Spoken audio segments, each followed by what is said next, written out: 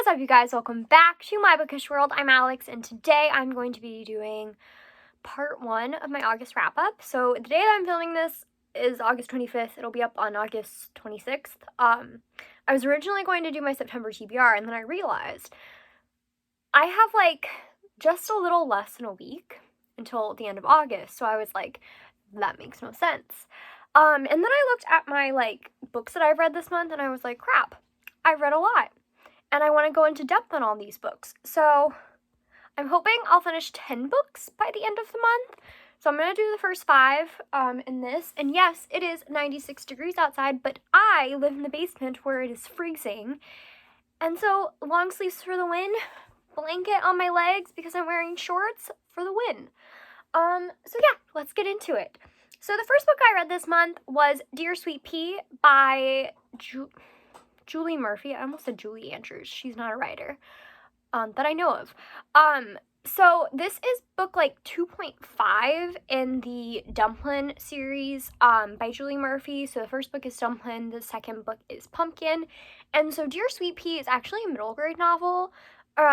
Middle grade, I guess it's considered middle grade. And it's really good. I don't read a lot of middle grade besides Rick Riordan.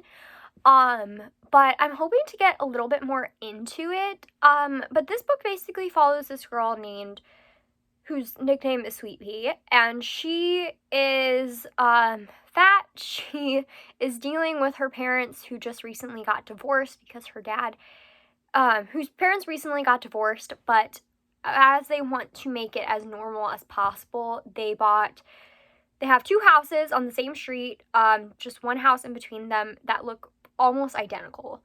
And so during this, she's starting back at school, she's dealing with this divorce and all the issues that come with it, but not only that, her next door neighbor is this creepy old lady that runs this advice column, and she has to go away for a trip. And she asks, Sweet Pea to send her mail, and also send out what she needs for the newspaper. So Sweet Pea reads a few of the letters and decides to answer a few of them, because she's also dealing with, that's my dog barking. She's also dealing with some friendship issues. So she ends up answering them, which is fine and dandy until obviously somebody finds out. So I gave this book a 4 stars. Like I said, I don't read a lot of middle grade, but I do think that this book is very cute, and obviously Julie Murphy tends to write plus-size characters, main characters, or fat main characters. If you hear them barking and howling, I'm sorry. There's probably just somebody walking by my house. But she writes plus-size main characters, which I very much love about her work, is that she's always very inclusive. And Sweet Pea is another one that I think is going to be really helpful, especially for middle grade students. And also, her Dumplin series are companion books, so you don't need to read them in order. So I definitely think that this Dear Sweet Pea would be a great book for middle schoolers, because middle school is so tough. And you know what? Sometimes you just need to read something that maybe makes you feel a little bit more confident and understanding about how to deal with some of those issues. The next book I read is probably one of my favorites of the month. We'll see. It's Dial A for Aunties by Jessie. I read this book and I still can't remember the name of the author. Jessie Quintinto or something like that. I'll put the author's name in the description because I'm a dummy. But Dial A for Aunties is an adult romance that follows this girl who has these 3 aunties and her mom, and they all run this wedding planning business. So she's the photographer, and she's didn't necessarily want to be a part of this business, but she has a hard time saying no to her family. Hi, Sadie. They bark and then they come and say hi to me. So she didn't necessarily want to be a part of this business. But anyway, at the beginning of the book, she finds out that her mother set her up on this blind date, pretending to be her on a dating app. And so reluctantly, she goes to this blind date. And there's an accident where she ends up killing the guy. But the next day, they have a huge wedding to pull off. And so they're trying to pull off this wedding while also trying to cover, like, not have people find out about this accidental killing. And not only that, but she runs into her ex-boyfriend that she's still in love with 4 years later at the wedding. And, like, this synopsis sounds so chaotic, and I gotta say, this book is extremely chaotic, but it's so good, and I so recommend it. If you like adult romance, I think that this was such a funny book. The aunties were some of the best parts of the book, and I just loved it so much, and I'm very excited. I think this is going to be like a companion series, so I'm very excited to read more because I definitely think that this author has, like, so much potential. I don't remember if she has other books out. I don't remember if this is her debut or not, but I will definitely be picking up anything she puts out from here on out. The next book I read was actually the last book in the Dumplin' series and the most recent release, Pumpkin by Julie Murphy. So, oh, by the way, I didn't say, I gave Dial A for Aunties a 4.5 stars. So, yeah. So Pumpkin is, like I said, a companion to this Dumplin' series, book 3. I think the final book, maybe? Don't quote me on that. But basically, this book follows a gay, fat boy in a small town of Texas. And he is really into a drag show.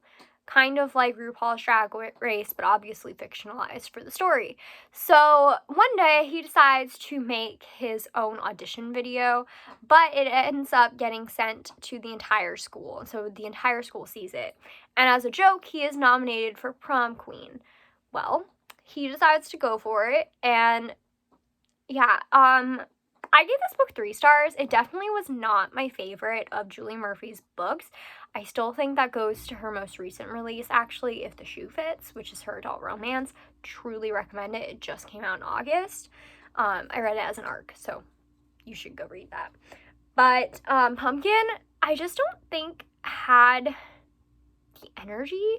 I don't know. For whatever reason, her stories tend to feel a little bit, or at least for young adults, tend to feel a little bit, what's the word? Like, not dumbed down. That's not the word I'm thinking of. But they tend to seem on the lower end of YA, which is interesting because most of her books take place around senior year of high school.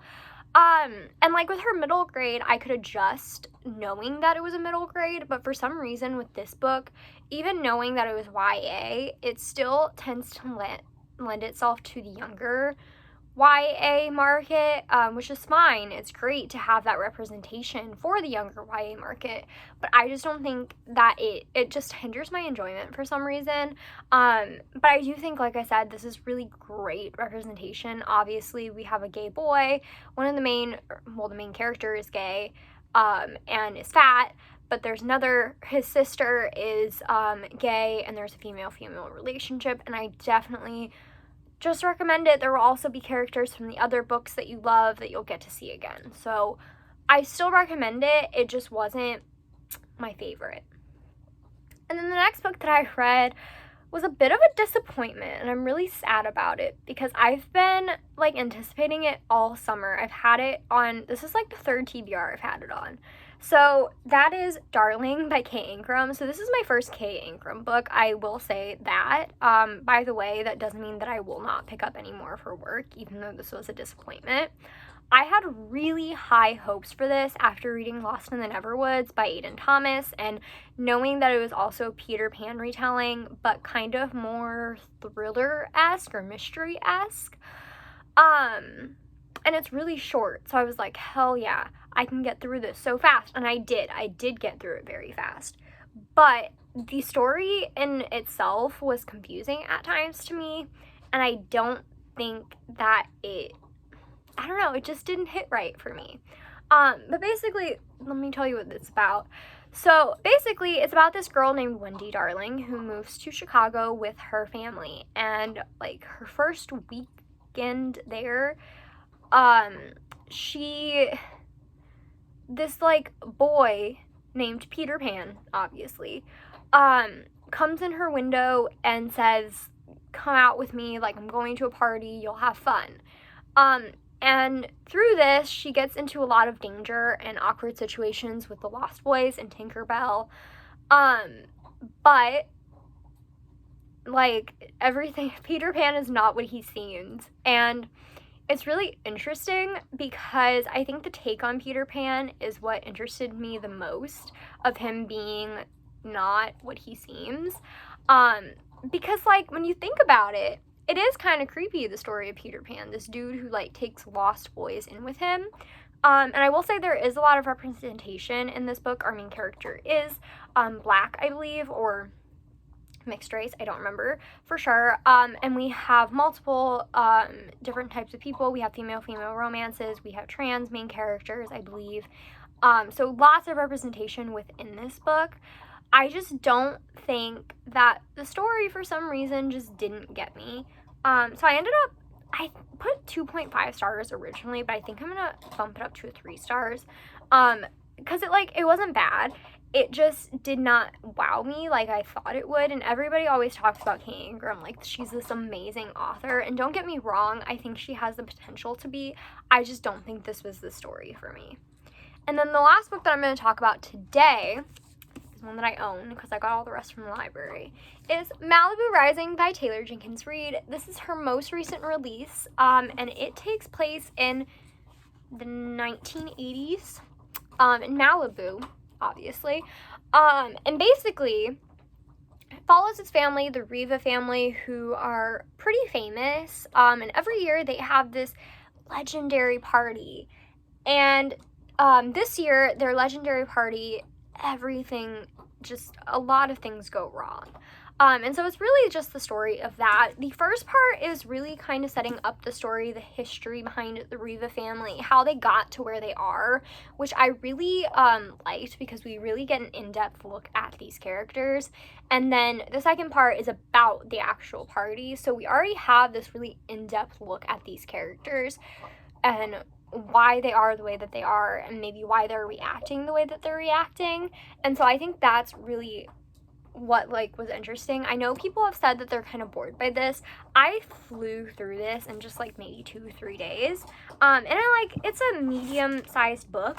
It's a little over 300 pages. Is it? It's definitely over 300. Yeah, so it's actually closer to 400 pages. So it's not it's a tiny book, but I definitely flew through this. And I ended up giving this a 4 stars. It's not my favorite of Taylor Jenkins Reid's books, but I really, really enjoyed it. This is actually probably my lowest rated of her books, but 4 stars is still a good rating, even if it is my lowest rated of hers.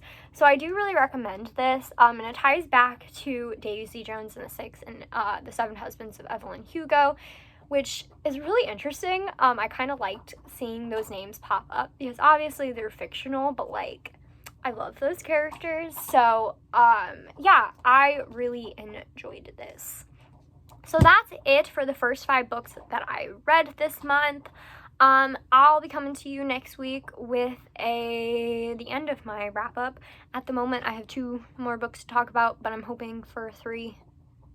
I'm hoping for 5 more. We'll see. But yeah, thank you guys so much for watching. Don't forget to comment, like, and subscribe. Follow all my social media down below. That's Twitter, Instagram, and Goodreads. And I will see you guys next time. Goodbye!